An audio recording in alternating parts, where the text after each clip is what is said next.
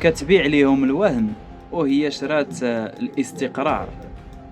أليكس كوبر، كتعرفوها؟ أليكس كوبر هاد السيدة بنات الشهرة ديالها كاملة على بودكاست مشهور، كانت كتعطي فيه نصائح للبنات، كانت كتشجعهم يهربوا من الالتزام، ما يفكروش في الزواج، يعيشوا غير العلاقات العابرة، يعني التصاحب، ويضحكوا على الرجال، وكأن الاستقرار حاجة قديمة، والملايين كانوا كيتبعوها وكيصفقوا ليها بلا تفكير.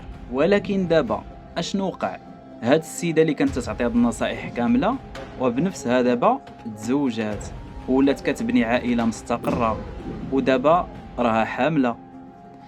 يعني باختصار كانت كتبيع للبنات فكرة الحرية المطلقة، وفي الأخير اختارت هي الاستقرار اللي كانت كتقلل منه. وهذا الشيء كيطرح واحد السؤال كبير: علاش بزاف ديال المؤثرين كيسوقوا افكار وهما اصلا ما كيطبقوهمش في حياتهم؟